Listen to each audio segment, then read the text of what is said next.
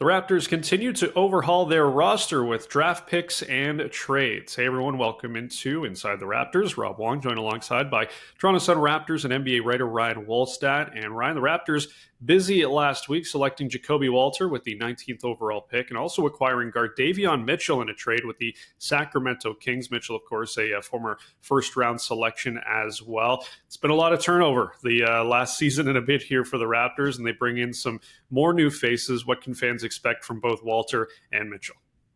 Well, I think Walter's going to take a bit of time, but he's got a nice ceiling. I think he was a nice get in a so-called, everyone, we've talked before about how weak this draft was supposed to be. And I think to get a guy like that at 19 in this draft, it seems pretty good. I mean, I talked to Baylor head coach Scott Drew recently, and he really had a lot of great things to say about this kid, about just how he's very, very young.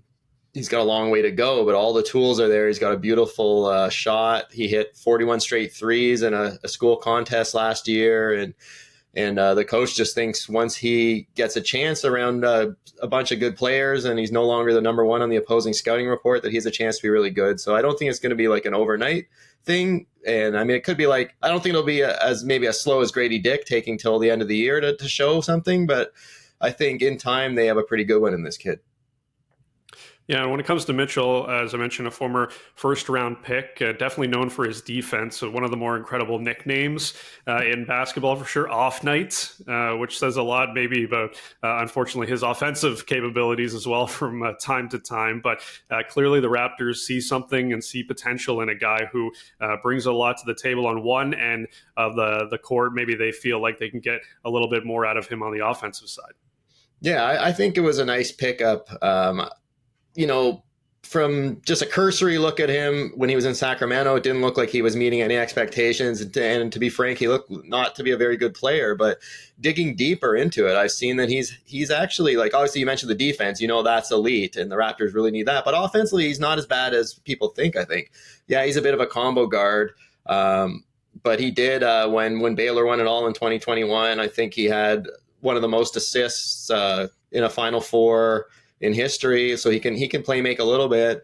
And shooting wise, if you look at his split stats, there's been months in his NBA career where he shot above 40% from three. So if that continues at all, including last year after the All-Star break, he shot, I think, 42% from three. So if any of that carries over, if he's a 3-and-D guard, well, that's exactly what the Raptors need. And they got him for almost nothing. I mean, Sacramento was basically trying to clear cap space. So I think he was a smart pickup. He's a good player. Like you said, off night, he hounds everyone from Steph Curry to Damian Lillard to slightly bigger guards. So he's exactly what they kind of need. And I find it interesting that they added him and Ochai Agbaji last year, he's a bigger defender, but both guys won the NCAA title. Agbaji was the most outstanding player of his Final Four. Davion Mitchell had a shot at that as well. So they've got proven winners who have done it on the brightest lights. And I find that interesting that they're kind of also looking to address their terrible defense as well with these guys. Yeah, still some moves to make, of course, but looks like the Raptors might have their backup point guard here in Mitchell. So when it comes to the available cap space, a lot of it is gone for the Raptors. They locked up both Scotty Barnes and Emmanuel Quickley with extensions this offseason. But what do you think Bobby Webster does with the remaining money available?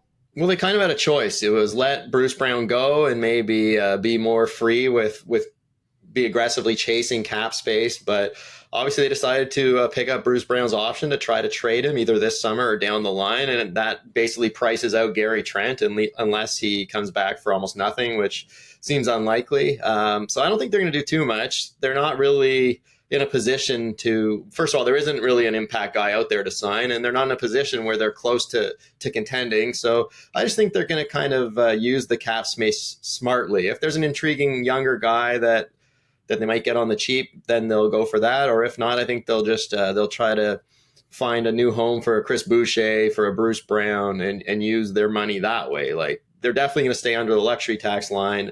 So, and they also have to think about next year. If they sign anyone this year to a multi-year deal, well, next year you've got big contract extensions kicking in for Scotty Barnes and Emmanuel Quickley, and then other guys are going to need to be paid down the road. So, I don't think they're going to make any big splash. It would be like a depth signing, or if I were to guess, it would be, like I said, to try to use some of their existing contracts to find something else. Well, it's been an interesting offseason so far for the Raptors with some under the radar moves. We'll see if they have any more in store the rest of the summer. As always, leave your thoughts in the comments section below. For Ryan Wolstat, I'm Rob Wong. Thanks for watching, and we'll talk to you next time.